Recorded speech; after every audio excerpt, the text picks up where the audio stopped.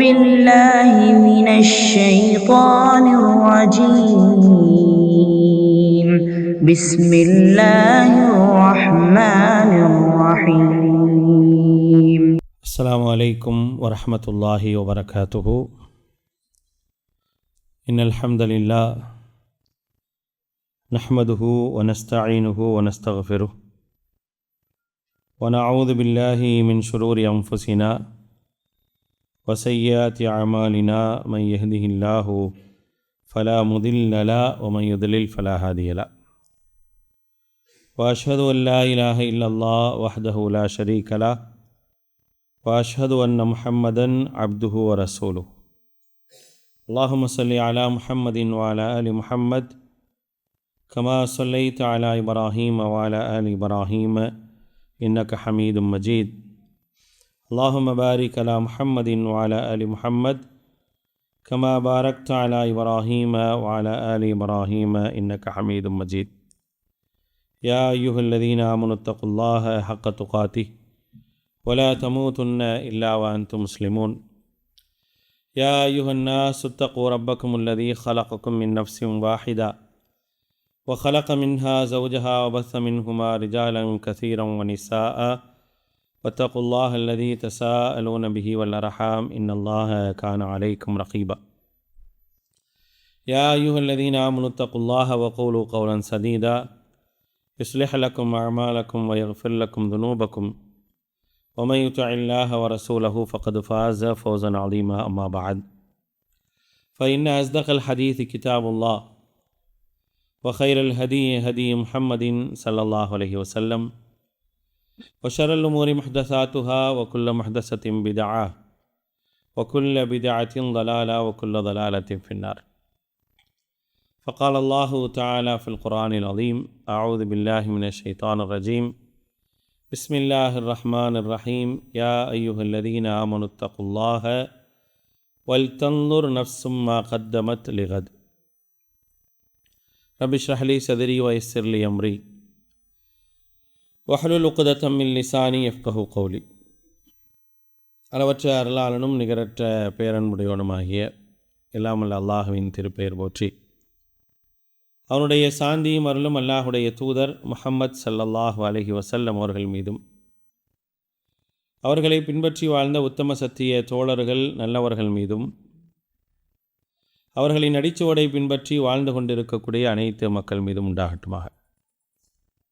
அன்பானவர்களே, அல்லாஹுடைய அருளால் இஷாவுடைய தொழுகைக்கு பிறகு அல்லாஹுடைய உபதேசத்தை கேட்க வேண்டும் என்ற ஒரு நல்ல எண்ணத்தில் இங்கே அமர்ந்திருக்கின்றோம். இஷாவுடைய தொழுகை, அதற்கு பிறகு நாம் பேசக்கூடிய விஷயங்கள் வீணானதாக இருந்தால் அதற்கு மார்க்கம் அனுமதி தருவது கிடையாது.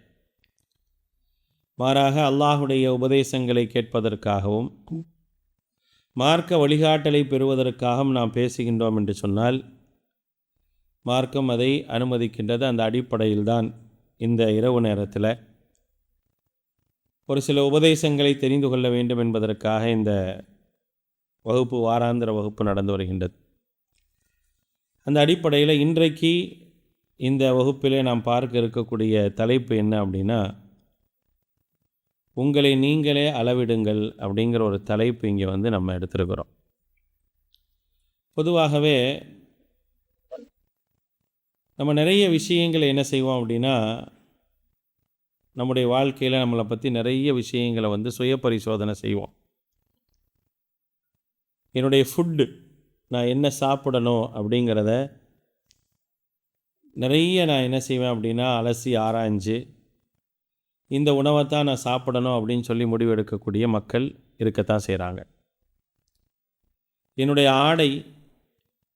என்னுடைய ஆடையை இந்த அளவிற்கு இப்படிப்பட்ட ஒரு நேர்த்தியான முறையில் அமைத்து கொள்ள வேண்டும் அப்படிங்கிற ஒரு அளவீடு மனிதர்கள்ட்ட உண்டு. இப்படியாக எல்லா விஷயங்களையும் என்ன செய்வோம் அப்படின்னா, நமக்கான காரியங்களை பார்த்து பார்த்து நம்ம செய்வோம். அது நம்மள்ட்ட இருக்கக்கூடிய ஒரு வழக்கம்தான். எனக்குன்னு ஒரு பிரின்சிபல் இருக்குது, நான் இந்த அடிப்படையில் தான் என்ன செய்வேன், நான் வாழ்வேன் அப்படின்னு சொல்லக்கூடிய நபர்கள் உண்டு. அந்த மாதிரியான நிறைய மக்களை நம்ம என்ன செய்யலாம் அப்படின்னா நம்ம சந்திச்சிருப்போம், நம்ம பார்த்துருப்போம். அப்படி தான் அவங்க இருப்பாங்க. இதையெல்லாம் நம்ம சமூகத்தில் பார்த்துட்ருக்குறோம். நம்மள்கிட்ட கூட அந்த நடவடிக்கைகள் இருக்கத்தான் செய்யலாம். ஆனால் மார்க்க ரீதியாக என்னை நான் அளவீடு செய்ய வேண்டிய ஒரு அவசியத்திலும் கட்டாயத்திலும் இருக்கிறேன். ஒரு முஸ்லீமாக என்னை நான் என்னென்ன விஷயங்களிலெல்லாம் அளவீடு செய்வது? ஏன்னா முதலாவது நான் என்னை எப்படி பார்க்கணும் அப்படின்னா, நான் ஒரு முஸ்லீம். நான் என்ன செய்ய முடியாது அப்படின்னா, என்னுடைய மனம் போன போக்கில் வாழ முடியாது. யார் என்ன சொன்னாலும் அதை அப்படியே பின்பற்றிட்டு நான் போக முடியாது. எனக்கான ஒரு வழிகாட்டல் இருக்குது, எனக்கான ஒரு வரையறை இருக்குது. அந்த வழிகாட்டலையும் அந்த வரையறையும் கொண்டு தான் என்ன செய்யணும் அப்படின்னா நான் வாழணும். அப்படி இல்லாமல் என்ன செய்ய முடியாது, என்னால் வாழ முடியாது. அப்படிங்கிற விஷயத்தை மார்க்கம் எனக்கு கற்று தந்திருக்கு, சொல்லி தந்திருக்கு. அந்த அடிப்படையில் என்னுடைய பேச்சிலிருந்து, என்னுடைய நடை உடை பாவனைகளிலிருந்து, என்னுடைய வணக்க வழிபாடுகள் வரை நான் எப்படி இருக்க வேண்டும் என்பதற்கான ஒரு அளவீடை மார்க்கம் எனக்கு சொல்லி தந்திருக்கு. அந்த அளவீடை நான் சரியான முறையில் பின்பற்றுகின்றேனா அப்படிங்கிறத பார்க்குறதுக்கு தான் இந்த தலைப்பு. உங்களை நீங்களே அளவிடுங்கள் அப்படிங்கிற தலைப்பு எதுக்கு அப்படின்னா, நம்ம எல்லாத்துலேயும் நம்ம சரியாக இருக்கிறோமா அப்படின்னு பார்க்கணும். ஒரேடியாக ஒன்றும் இல்லாமல் போயிடக்கூடாது, எக்ஸ்ட்ரீம் லெவலுக்கும் போயிடக்கூடாது. இதான் இஸ்லாம் நமக்கு கற்றுத்தந்த நடைமுறைகள். நமக்கு ஒரு பேர் இருக்குது, இந்த உம்மத்துக்குன்னு ஒரு பேர் இருக்குது. நம்மளை பார்த்து அல்லாஹ் ரப்புல் ஆலமீன் ஒரு பேரை சொல்கிறான். என்ன பேர் தெரியுமா? நமக்கு என்ன பேர் இந்த உம்மத்துக்கு? யாருக்கா தெரியுமா? என்ன பேர் பாய்? என்னங்க சொல்கிறீங்க? வாய்க்குள்ளேயே சொல்லிக்கிறீங்க. உம்மத்தம் வசத்தா. நீங்கள் யார்? ஒரு நடுநிலையான ஒரு சமூகம். அது மட்டும் இல்லை, நீங்கள் எப்படி இருக்கணும் அப்படின்னா, மக்களுக்கு முன்மாதிரியாக இருக்கணும். தக்கூனு சுஹதா அலன்னாஸ். நீங்கள் மக்களுக்கு முன்மாதிரியாக, முன் உதாரணமாக இருக்க வேண்டும் என்பதற்காக நீங்கள் ஒரு நடுநிலையான சமூகமாக இருக்கிறீங்க அப்படிங்கிறத அல்லாஹ் ரப்புல் ஆலமீன் சொல்லி காட்டு. இப்போ எல்லா விஷயங்கள்லையும் இது நம்மள்ட்ட இருக்கணும். ரொம்ப நீங்கள் எக்ஸ்ட்ரீம் லெவலில் எந்த ஒரு நிகழ்வையும் என்ன செய்யக்கூடாது, உங்கள்கிட்ட இருக்கக்கூடாது. அதே நேரத்தில் ஒன்றும் இல்லாத ஜீரோவாகவும் நீங்கள் இருக்கக்கூடாது. உங்களுக்கென்று என்ன கடமைகள் நிர்ணயிக்கப்பட்டிருக்குதோ, என்ன வழிமுறைகள் காட்டப்பட்டிருக்கோ, அந்த வழிமுறைகளை எந்த அளவிற்கு பின்பற்ற வேண்டும் என்பதற்கான வழிகாட்டல் இருக்கோ அந்த வழிகாட்டலை ஏற்று நீங்கள் நடக்கணும் அப்படிங்கிறது தான் நமக்கு மார்க்கம் சொல்லியிருக்குது. அப்படிப்பட்ட வழிகாட்டலில் நம்ம சரியாக இருக்கிறோமா அப்படிங்கிறத நாமளே தான் என்ன செய்யணும், பார்த்துக்கணும். அல்லாஹ் குர்ஆனில் சொல்லி காட்டுறான், வல் தன்துர் நஃப்ஸும் மா கத்தமத் லிகத். ஒவ்வொரு ஆத்மாவும் தங்களை பார்த்து கொள்ளட்டும். ஒவ்வொருத்தரும் பார்க்கணும், என்னுடைய வாழ்க்கை என்பது இந்த உலகத்திற்கானதல்ல, மறுமைக்கானது. அப்போ அந்த மறுமையில் நான் ஈடேற்றம் அடைவதற்கான சூழல்கள் என்ன அப்படிங்கிறத பார்த்துக்கிறது என்னுடைய கடமை. அப்படிங்கிற ரீதியில் நான் ஒவ்வொரு விஷயத்திலையும் எப்படி இருக்கேன் அப்படிங்கிறத இன்றைக்கி பார்க்க போகிறோம். முதலாவது என்ன? இபாதா, வணக்கங்கள். வணக்க வழிபாடுகளை பொறுத்த வரைக்கும், வணக்க வழிபாடுகளில் இன்றைக்கி நம்மளை பொறுத்த வரைக்கும் நம்ம என்ன செய்கிறோம் அப்படின்னா, ஒரு ஃபரதான வணக்கத்தில் காட்டக்கூடிய ஒரு அக்கறையை ஒரு உபரியான வணக்கத்தில் காட்ட மாட்டோம். ஒரு உபரியான வணக்கத்தில் காட்டக்கூடிய அக்கறையை ஒரு நஃபிலான வணக்கத்தில் காட்ட மாட்டோம். ஒரு ஃபரலுக்கு இருக்கக்கூடிய முக்கியத்துவம் சுன்னத்துக்கு இருக்காது. ஒரு சுன்னத்தான வணக்கத்தில் இருக்கக்கூடிய முக்கியத்துவம் நஃபிலுக்கான வணக்கத்தில் இருக்காது. இதுதான் நம்மளுடைய நிலை. நம்ம ரொம்ப எக்ஸ்ட்ரீம் லெவலும் இல்லை, ரொம்ப லோ லெவலும் இல்லாமல் அளவுக்கு இருக்கிறத செஞ்சுட்டு போயிடுவோம், கடமையை செஞ்சுட்டு போயிடுவோம் அப்படிங்கிற அடிப்படையில் மட்டும்தான் நம்ம இருக்கிறோம். ஆனால் சஹாபாக்கள் என்ன ஆசைப்பட்டாங்க அப்படின்னா, எக்ஸ்ட்ரீம் லெவல் வரைக்கும் நம்ம போனால் என்ன இபாதத்தில் அப்படின்னு சொல்லி என்ன செஞ்சாங்க, ஆசைப்பட்டாங்க. எக்ஸ்ட்ரீம் லெவல்னால் என்ன அப்படின்னா, காலம் முழுக்க நோன்பு வச்சு, நாள் முழுக்க வணங்கி, இரவு முழுக்க உறங்காமல் இருந்து என்னுடைய வாழ்க்கையை நான் என்ன செய்யணும், முழுமையாக அல்லாஹ்வுக்காக அர்ப்பணிக்கணும் அப்படிங்கிற ஒரு நிலை யாருக்கு தோணுச்சு அப்படின்னா, சஹாபாக்களுக்கு தோணுச்சு. அப்படி இருக்கிறதுக்கான சில முயற்சிகளை என்ன செஞ்சாங்க, சில சஹாபாக்கள் என்ன செஞ்சாங்க, எடுத்தாங்க. அந்த அளவுக்கு நம்ம சிந்தனை கொண்டவர்களாக இருக்கிறோம்னா கண்டிப்பாக கிடையாது. நம்ம யாரும் என்ன செய்கிறதில்ல, அப்படி எதுவும் யோசிக்கிறது இல்லை. வருஷம் முழுக்க நோன்புக்கு நம்ம என்னைக்கா யோசிச்சிருக்கிறோமா நம்ம யோசிக்கிறது இல்லை. வாரத்தில் 2 நோன்பையும் நம்ம வைக்க மாட்டோம், அதில் 1 கூட வைக்க மாட்டோம். மாதத்தில் 3 வைக்கிறதே நமக்கு சிரமமாக இருக்கும். ஃபர்தை தவிர மற்ற நோன்புகளின் பக்கம் கூட என்ன செய்ய மாட்டோம் அப்படின்னா நம்ம கவனம் செலுத்த மாட்டோம். தொழுகை வணக்கங்கள் நீங்கள் எடுத்துக்கிட்டிங்க அப்படின்னா அன்றாடம் இரவினுடைய கடைசி பகுதியில் எந்திரிச்சு தஹஜ்ஜுதை நிறைவேற்றக்கூடியவர்களாக நம்ம எப்போதுமே இருக்கிறது இல்லை.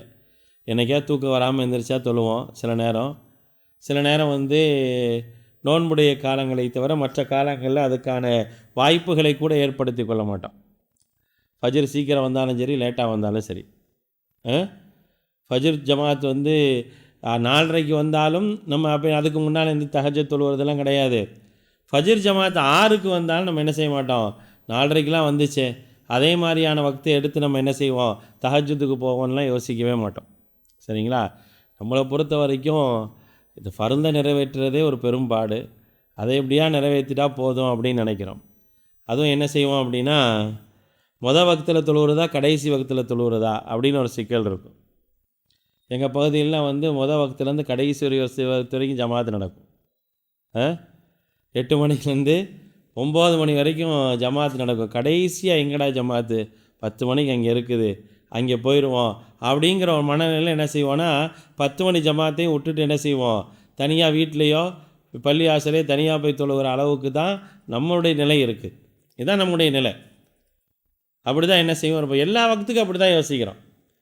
பொதுவாக லோஹர் அசர்னு எடுத்துக்கிட்டிங்கன்னா எல்லா பள்ளி ஆசல்லையும் 1 மணி 4 மணி, மகரிபு மாறிக்கிட்டே இருக்கும். இஷாவை பொறுத்த வரைக்கும் என்ன செய்யணும், இஷாவை வக்து ஆரம்ப வக்துலேயும் தொழுவாங்க, கடைசி வக்துலேயும் தொழுவாங்கங்கிறப்ப நான் ஒரு விஷயத்தை அங்கே யோசிக்க மாட்டேன்.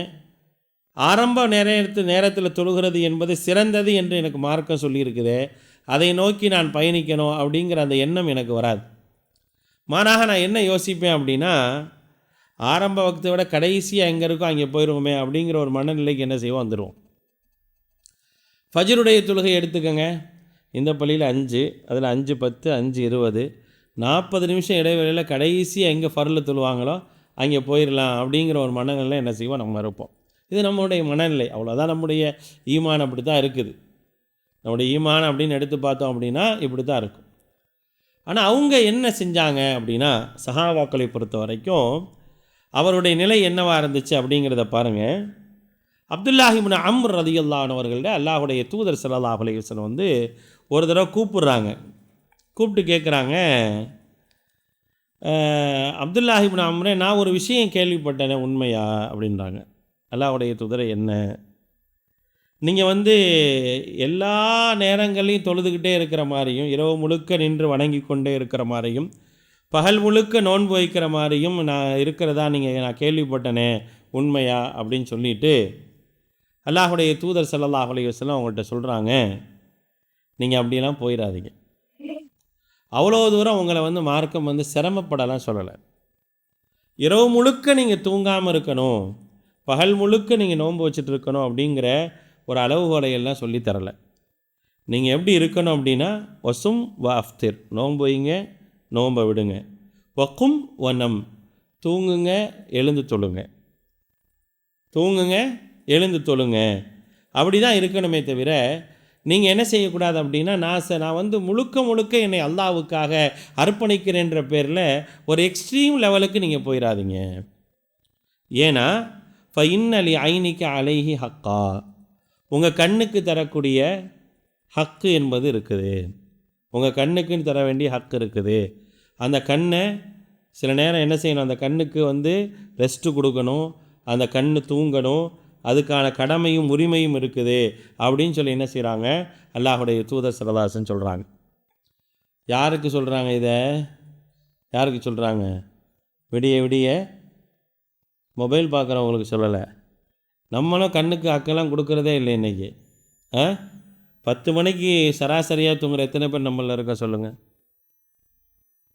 10 மணிக்கு சராசரியாக எல்லாத்தையும் மூடி வச்சுட்டு மொபைல்லாம் ஆஃப் பண்ணி வச்சுட்டு தூங்குற சராசரியாக தூங்குறவங்கள பெரும்பாலும் கிடையாது.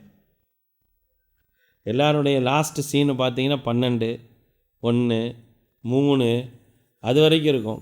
சில பேர் 4 வரைக்கும் பார்த்துட்டு தூங்குவாங்க. அதோட நாளைக்கு ஆயிரும். ஃபஜ்ருன்றதே இல்லாத அளவுக்கு என்ன செய்யும் போயிடும். இப்படி தான் நம்ம இருக்கிறோம்.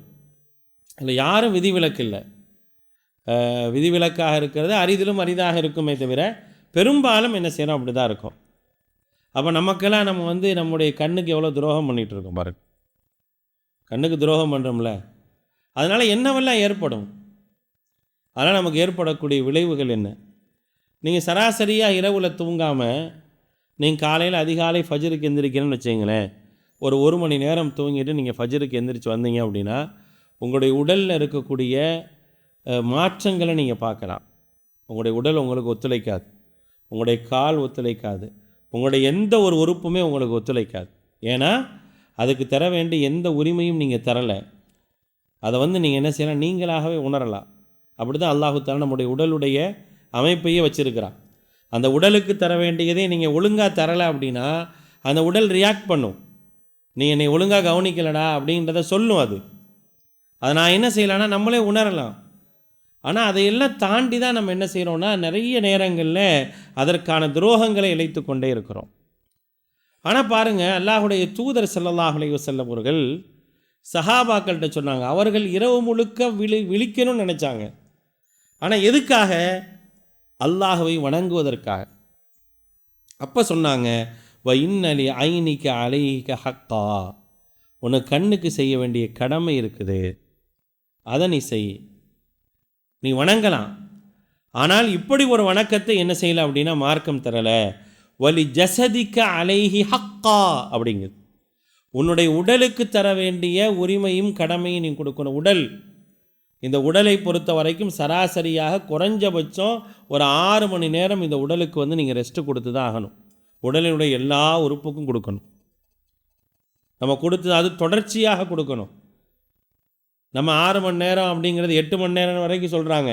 இந்த 6 மணி நேரம் கூட நம்ம கொடுக்கறதில்ல. அது என்ன செய்யக்கூடாதுன்னா, நான் நைட்டு 3.5 மணி நேரம், பகலில் காலையில் ஒரு 1 மணி நேரம், அதுக்கப்புறம் 2 மணி நேரம் அப்படின்னு இல்லை. நம்ம அப்படி தான் கொடுத்துட்ருக்குறோம். தொடர்ச்சியாக 6 மணி நேரம் இந்த உடலுக்கு ரெஸ்ட்டு கொடுக்கணும். அந்த 6 மணி நேரம் நம்ம கொடுத்தோம்னா தான் இந்த உடல் நமக்கு எல்லா விஷயங்களுக்கும் ஒத்துழைப்பு தரும். இல்லைன்னா ஒத்துழைப்பு தராது. அதனால தான் அல்லாஹுடைய தூதர் சொன்னாங்க, இஷாவுக்கு பின்னால் நீங்கள் வீணானதை பேசாதீங்க அப்படின்னா. இஷாவுக்கு பின்னால் வீணானதை அதனால தான் இந்த உரையினுடைய முன்னுரையில் நாம் இஷாவுக்கு பின்னால் பயனுள்ளதை பேசுவதற்கு மார்க்கம் அனுமதிச்சிருக்கு. அதோடு தான் நான் என்ன செஞ்சேன், இந்த உரையை ஆரம்பித்தேன். இஷாவுக்கு பின்னால் வீணானதை பேசுவதனால் என்னுடைய உடலுக்கான உரிமையை தர்றதில்லை. ஆனால் நீங்கள் வணங்குவதையே என்ன செய்யுது அப்படின்னா மார்க்கம் தடுக்குது. உனக்கு நீ எக்ஸ்ட்ரீம் லெவலுக்கு போகாத, ஏன்னா உன்னுடைய உடலுக்கு நீ அதற்கான உரிமையை தரலை அப்படின்னா அஞ்சிஸ்மிஹி ஃபீமா அபுலா, நீ இந்த உடலை எப்படி நீ வருத்தி கொண்டாய் அப்படிங்கிற ஒரு கேள்வியை நாளை மறுமை நாளில் அல்லாஹ் வைப்பான். அதுக்கு நீங்கள் பதில் சொல்லணும் அப்படிங்கிறத மார்க்கம் நமக்கு சொல்லி காட்டுது. அப்போ அந்த அடிப்படையில் இபாதத் என்னிடத்தில் இருக்கணும், அது எக்ஸ்ட்ரீம் லெவலுக்கு போயிடக்கூடாது. அதே நேரத்தில் அதில் ஒன்றும் இல்லாமல் என்ன செய்யக்கூட இருந்துடக்கூடாது. அன்னைக்கு எப்படி இருந்தாங்கன்னா எக்ஸ்ட்ரீம் லெவலில் போகிறவங்களாக இருந்தாங்க. அவங்கள அல்லாஹுடைய தூதர் ஸல்லல்லாஹு அலைஹி வஸல்லம் தடுத்தாங்க. அப்போ சொன்னாங்க, கும் நௌம் சும் வ அஃப்திர் அப்படின்னாங்க. தூங்கு, எழு, அதே போல் நோன்பை விடு அப்படிங்கிற அடிப்படையில் என்ன செஞ்சாங்க அப்படின்னா அவர்கள் தங்களுடைய காரியங்களை அமைத்து கொள்ள வேண்டும் என்று கட்டளையிட்டார்கள் சஹாபாக்களுக்கு. இன்னொரு சம்பவம் பாருங்கள். ஒரு நபித்தோழர், அல்லாஹுடைய தூதர் ஸல்லல்லாஹு அலைஹி வஸல்லம் அவர்களுடைய நெருங்கிய நண்பர்களில் ஒருத்தர் யாருன்னா அபுத்தர்தா. அபுத்தர்தா என்ன செய்கிறாங்க அப்படின்னா அவங்களை சந்திப்பதற்காக சல்மான் ஃபாரிசி ரலியல்லாஹு அன்ஹு வராங்க. சல்மான் ஃபாரிசி ரலியல்லாஹு அன்ஹு வராங்க. வரும்போது அவங்க வீட்டுக்கு வராங்க. ஹிஜாபெல்லாம் கடமையாக்கப்படுவதற்கு முன்னால் உள்ள நிகழ்வு இது. ஃபரா உம்மு தர்தா ரலியல்லாஹு அன்ஹுவை பார்க்குறாங்க. பார்த்தா என்னன்னு கேட்டிங்கன்னா ஒரு சன்னியாசியான ஒரு நிலையைப் போல் அவருடைய தோற்றங்கள்லாம் இருக்குது. எந்த உலகத்தினுடைய எந்த தேவையும் மற்ற ஒரு நிலையில் அவங்க இருக்கிற மாதிரி என்ன செய்கிறாங்க பார்க்குறாங்க. ஃபகால லஹா, சல்மான் ஃபாரிசி ரலியல்லாஹு அன்ஹு கேட்குறாங்க, மா ஷஅனுக், ஏன்னா இப்படி இருக்கிறீங்க நீங்கள் அப்படின்னு கேட்கும்போது அவங்க சொல்கிறாங்க, அஹூக்க அபுத்தர்தா லைசலஹு ஹாஜத்துல்லஹு ஃபித் துன்யா, உங்களுடைய சகோதரர் அபுத்தர்தா இருக்கிறாரே, அவருக்கு இந்த உலகத்தில் உள்ள எந்த தேவையுமே அவருக்கு இல்லை, உலகத்தினுடைய எந்த தேவையுமே அவருக்கு இல்லை, அப்படி இருக்கிறனால நான் எப்படி இருக்கேன் அப்படின்னு சொல்லி சொல்கிறாங்க. அப்போ அபுத்தர்தா வராங்க. சல்மான் ஃபாரிசி ரலியல்லாஹு அன்ஹுவுக்கு உணவு தயாரிக்கப்படுது. உணவு வைக்கிறாங்க.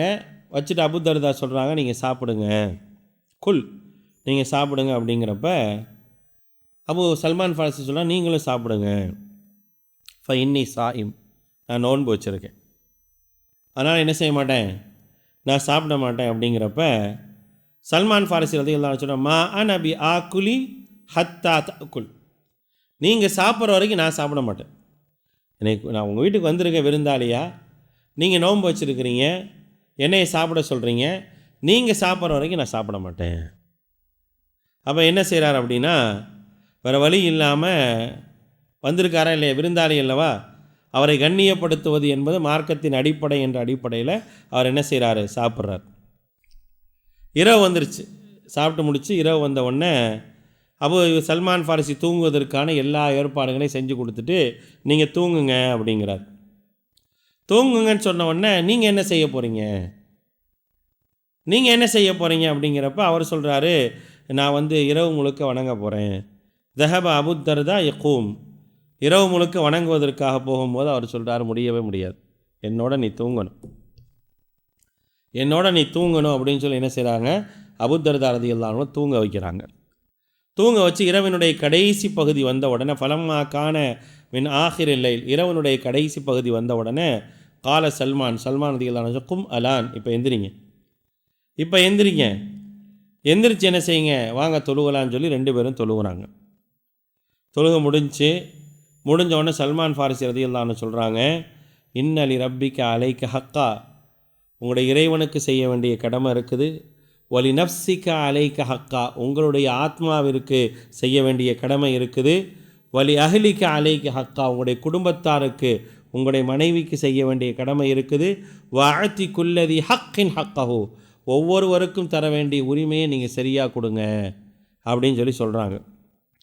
காலையில் ஃபஜ்ர் முடிஞ்ச உடனே சஹாபாக்கள் என்ன செய்வாங்க, நல்லதோ கெட்டதோ யார்கிட்ட போய் சொல்லுவாங்க, அல்லாஹ்வுடைய தூதர்கிட்ட சொல்லுவாங்க. இவர் கம்ப்ளைண்ட் பண்ணணுன்னு ரொம்ப ஆர்வமாக இருக்கார்.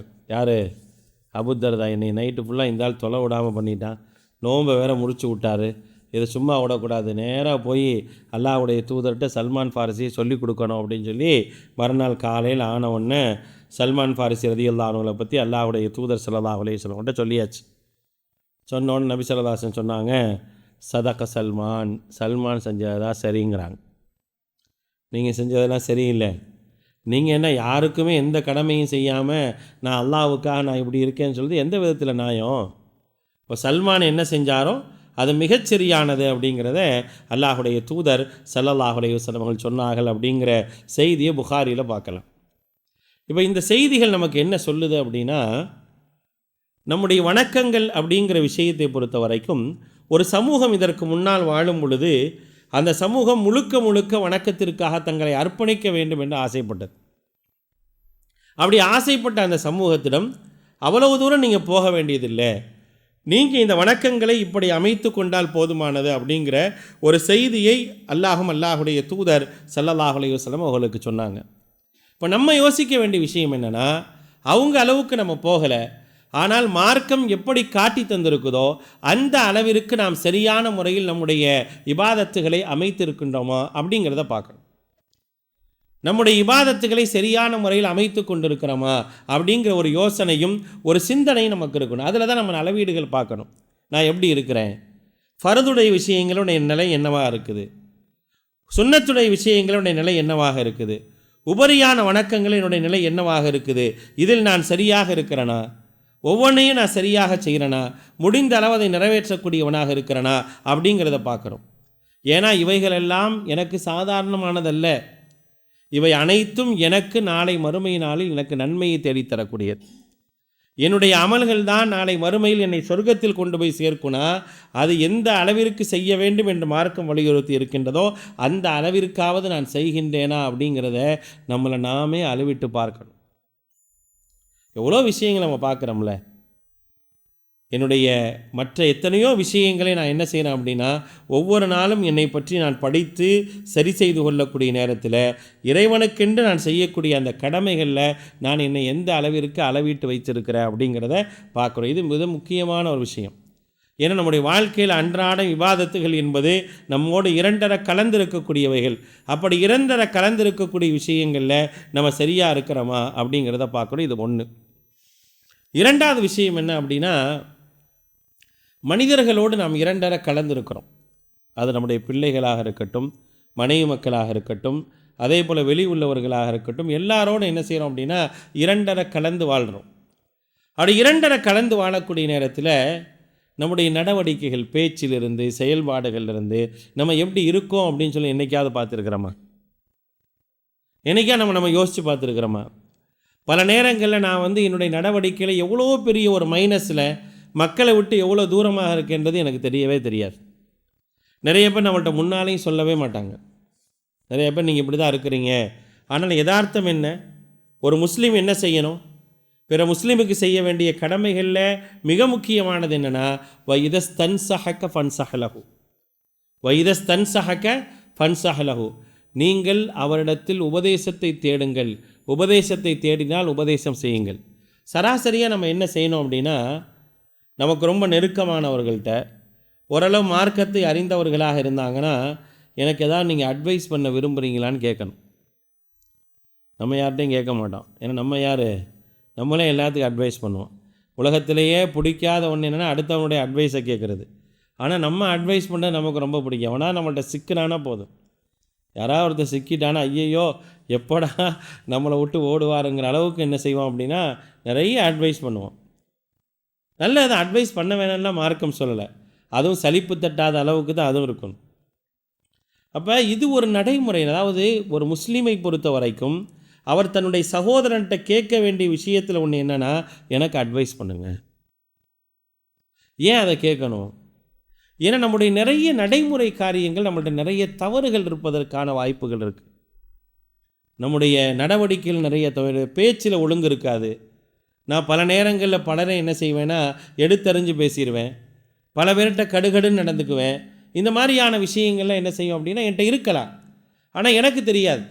நான் ரொம்ப பர்ஃபெக்டாக இருக்கிற மாதிரி நான் என்ன செய்வேன்னு நினச்சிக்குவேன். அப்போ நான் என்ன செய்யணும் அப்படிங்கிற ஒரு விஷயம் இருக்குல்ல.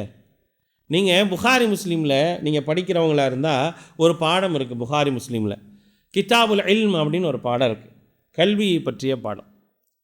அதில் நீங்கள் போய் பார்த்தீங்க அப்படின்னா அல்லாஹுடைய தூதர் ஸல்லல்லாஹு அலைஹி வஸல்லம் அவர்களுக்கும் சஹாபாக்களுக்கும் மத்தியில் நடந்த நிறைய உரையாடல்களைத்தான் அவங்க கல்வியாக இமாம்கள் தொகுத்து வச்சுருப்பாங்க.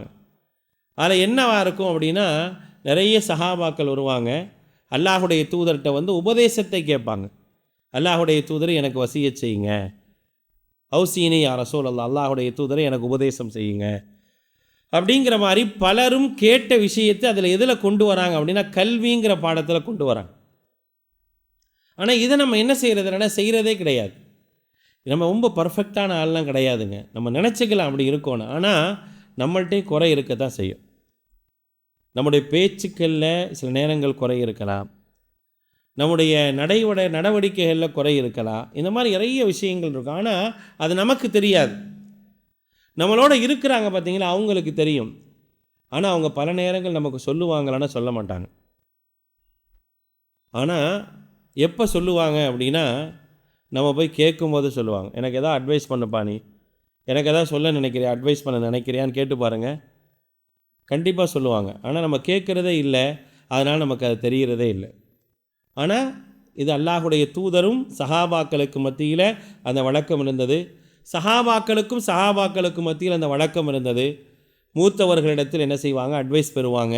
மார்க்கத்தில் முந்தியவர்கள்ட்ட உபதேசத்தை பெறுவாங்க. இந்த மாதிரியான நடவடிக்கைகள் இருந்துச்சு. அதனால தான் உமர் இப்னுல் கத்தாப் ரலியல்லாஹு அன்ஹுடைய சபையில் நிறைய கல்வியாளர்களுக்கு வாய்ப்பு கொடுப்பாங்க. ஏன்னா என்னுடைய நடவடிக்கைகளை தப்பு வந்துடக்கூடாது, தப்பு வந்தால் சரி பண்ணணும் அப்படிங்கிறதுக்கான வாய்ப்புகளை ஏற்படுத்தி கொடுப்பாங்க. அப்போ அது ரொம்ப முக்கியம். அப்போ அந்த அடிப்படையில் பாருங்கள், அல்லாஹ் ஒரு செய்தியை சொல்லி காட்டுறான். பிற மனிதர்களோடு நான் பழகும்போது எப்படி இருக்கணும் அப்படிங்கிறதுக்காக அல்லாஹ் ரப்புல் ஆலமீன் அல்லாஹுடைய தூதரை பற்றி ஒரு செய்தி சொல்கிறான். ரொம்ப அழகான ஒரு செய்தி, நம்ம நிறைய நேரங்களில் கேள்விப்பட்ட ஒரு செய்தி தான் அது.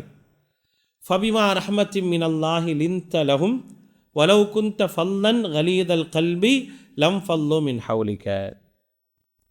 சஹாபாக்களும் அல்லாஹுடைய தூதரும் அப்படிங்கிற ஒரு பார்ட் இருக்குங்க. அல்லாஹுடைய தூதரும் சஹாபாக்களும் நட்பு இருக்கும், தோழமை என்பது இருக்கத்தான் செய்யும். ஆனால் அந்த தோழமையிலேயே சிறந்த தோழமை அப்படின்னா அல்லாஹுடைய தூதரோடு சஹாபாக்கள் வச்சுருந்த தோழமை தான். அந்த மாதிரியான ஒரு தோழமைங்கிறத வேறு எங்கேயுமே பார்க்க முடியாது. தோழர்கள் அப்படிங்கிற சொல் இருக்கா இல்லையா, அந்த சொல்லை உண்மைப்படுத்தியவங்க அவங்க மட்டும்தான் உண்மைப்படுத்தினாங்க. அதனால தான் அவங்கள வந்து இஹ்வான்களில் கொண்டு வர மாட்டேன், என்னுடைய சகோதரர்கள் அப்படிங்கிற லிஸ்ட்டில் கொண்டு வராமல் என்னுடைய தோழர்கள் அப்படின்னு அல்லாஹ்வுடைய தூதர் அவங்கள வச்சுருந்தாங்க. அவங்களுக்கான பாண்டிங் ரொம்ப பெருசு. அவங்க அவ்வளோ நெருக்கமாக, அவ்வளோ உணர்வுபூர்வமாக இருப்பாங்க. எல்லா சூழல்லையும் ஒவ்வொரு நபித்தோழருடைய இண்டிவிஜுவலாக யோசிக்கிறது என்னென்னா, என்னுடைய நேரங்கள் பெரும்பாலானதை அல்லாஹுடைய தூதரோடு ஸ்பெண்ட் பண்ணணும்னு ஆசைப்படுவாங்க. அப்படிலாம் இப்போ ஒரு தலைவரை பார்க்க முடியாது. எப்படா இந்த தலைவர் விடுவார், நம்ம விரண்டு ஓடுவோன்னு தான் பார்ப்போம். விட்டா போதும்டா, ஐயோ இந்த ஆள் கூப்பிட்றாரா, எப்படி எஸ்கேப் ஆகிறது அப்படின்னு யோசிக்கிற மனநிலை நம்மள்ட்ட நிறையா வரும். ஆனால் அவங்க நம்மளை விட்டு போயிடுவாங்களோ அப்படிங்கிற ஒரு கவலை நிறையா இருந்துச்சு. அப்படிப்பட்ட ஒரு நிலை தான் அவங்கள்ட்ட. காரணம் என்ன அப்படின்னா, அவங்கள்ட்ட வந்து இருந்த அந்த பண்பு, அதைத்தான் அல்லாஹ் சொல்கிறான். அந்த பண்புக்கான காரணத்தில் மிக முக்கியமானது என்ன, அல்லாஹ்வுடைய ரஹ்மத். நான் நல்ல குணத்தோடு நல்ல சிந்தனையோடு இருக்கேன் அப்படின்னா அதுக்கு முதல்ல அல்லாஹ்வுடைய கருணை வேணும். அதனால தான் அல்லாஹ்விடத்தில் நிறைய நேரங்களில் அவனுடைய கருணையை கேட்கணும். அதனால தான் பல நேரங்களில் ஒரு சிம்பிளாக நம்மளை அறியாமல் நம்ம கேட்டுக்கிட்டே இருக்கோம். பள்ளிக்குள்ளே வரோம், அல்லாஹும் மஃப்தஹ் அலி அபுவாப ரஹ்மத்திக்கங்கிறோம். பள்ளியை விட்டு வெளியே போகிறோம், அல்லாஹும் இன்னி அஸ்அலுக்க மின் ஃபதுலிக்கங்கிறோம். எல்லா இடங்களிலும் அல்லாஹுடைய அருளையும் அல்லாஹுடைய ரஹ்மத்தையும் நம்ம கேட்டுக்கிட்டே இருக்கோம். அல்லாஹுடைய ரஹ்மத் ஒரு மனிதனை எப்படி வைக்கும் அப்படிங்கிறதுக்கு ஒரு உதாரணமாக அல்லாஹ் சொல்கிறான். ஃபபிமா ரஹ்மத்தின் மினல்லாஹி லின்த லஹும். உங்களை சுற்றி எப்போதுமே சஹாபாக்கள் இருக்கணும்னு ஆசைப்படுறாங்கல்ல, அதுக்கான முதல் ரீசன் என்னுடைய ரஹ்மான், நான் உங்கள் மீது புரிந்த கருணை தான் முதல் காரணம். அதனால தான் அவங்க என்ன செய்கிறாங்க, உங்களை சுற்றி வராங்க. ரெண்டாவது என்ன அப்படின்னா, நீங்கள் அவங்கள்ட்ட எப்போதுமே என்ன செய்ய மாட்டீங்கன்னா, கடுகடுப்பாக நடந்துக்கவே மாட்டீங்க. முரட்டு குணமுடையவர் அல்ல நீங்கள். அதான் அந்த வார்த்தை, வலவ் குந்த ஃபல்லன் கலீதல் கல்ப் அப்படின்னு நல்லா சொல்கிறான். ரெண்டையும் சேர்த்து சொல்லணும் அப்படின்னா அதுக்கான அர்த்தம் என்னென்னா, முரட்டு குணம்னு சொல்லலாம்.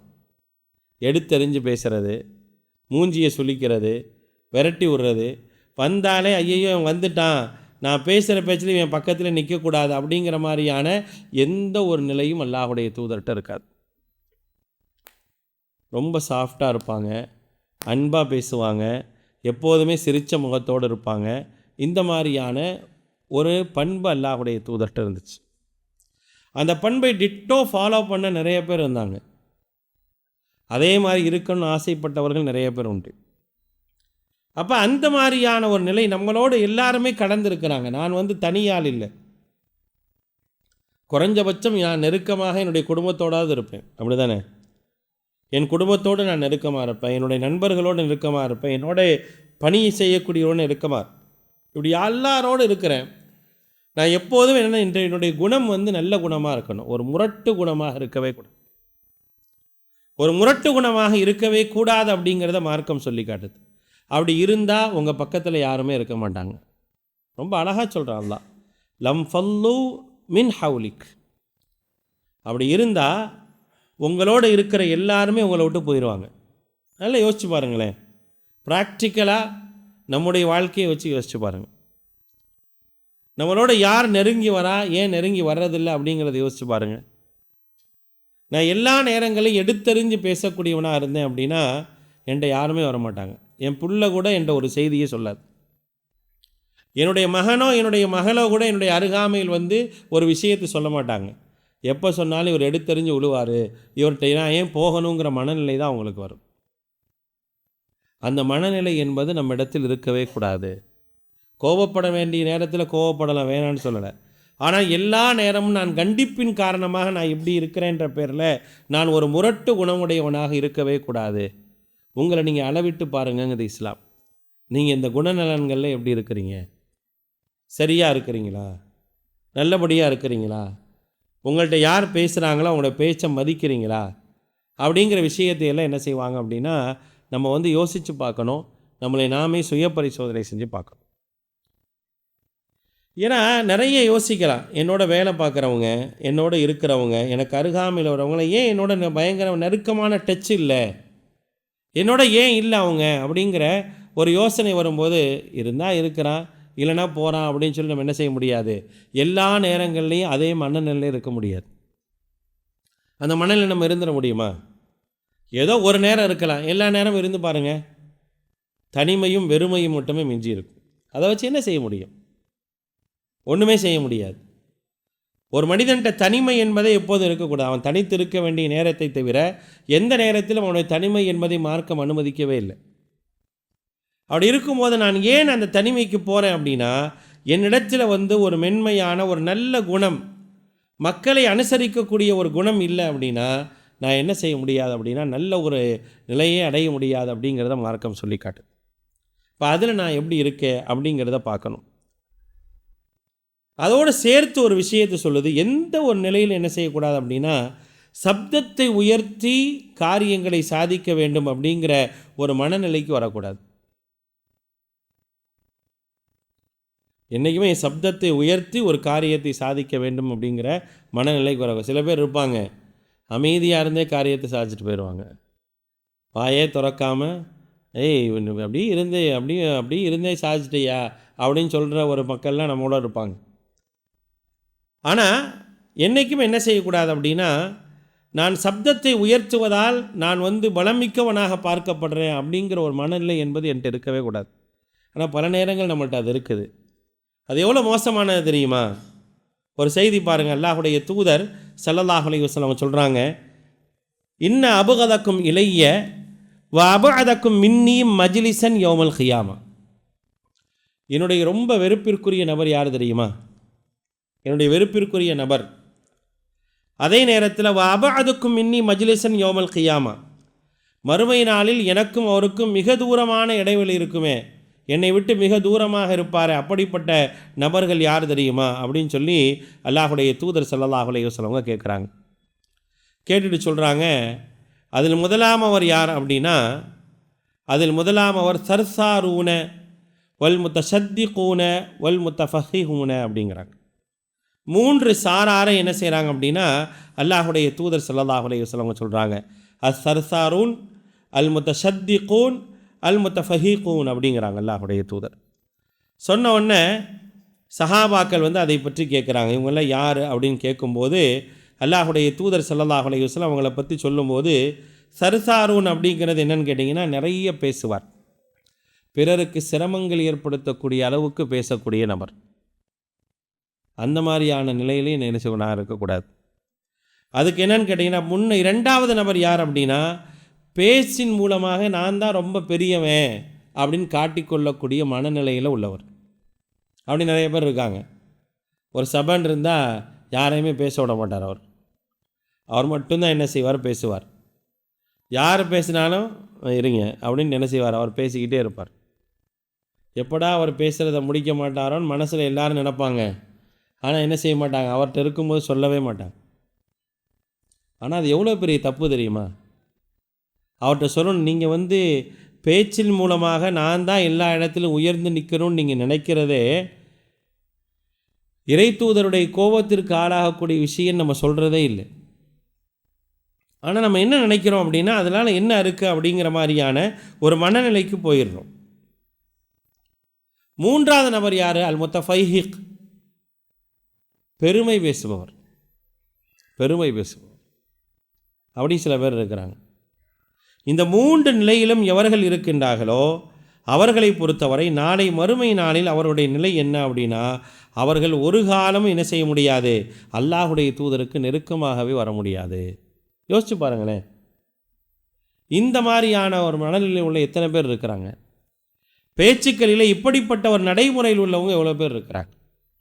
அதனால தான் பாருங்கள், அல்லாஹ் ரப்புல் ஆலமீன் சிறுவயது குழந்தைகளுக்கு சொல்ல வேண்டிய உபதேசங்களில் ஒன்றாக அல்லாஹ் சொல்லி காட்டுகின்றான், வகுதுல் மின் சௌத்திக்க இன் அங்கரல் அஸ்வாத்தில் சவுத்துல் ஹமீர் அப்படிங்கிறான்.